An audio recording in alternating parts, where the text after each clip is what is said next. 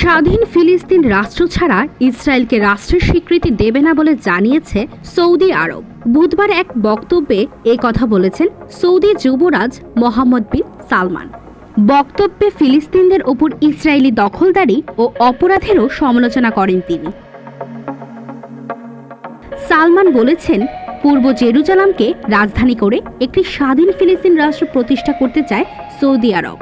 এই লক্ষ্য পূরণ হওয়া পর্যন্ত আমরা অক্লান্ত প্রচেষ্টা চালিয়ে যাব। আর আমরা অঙ্গীকার করছি যে স্বাধীন ফিলিস্তিন ছাড়া ইসরায়েলের সঙ্গে কোনো কূটনৈতিক সম্পর্ক স্থাপন করা হবে না।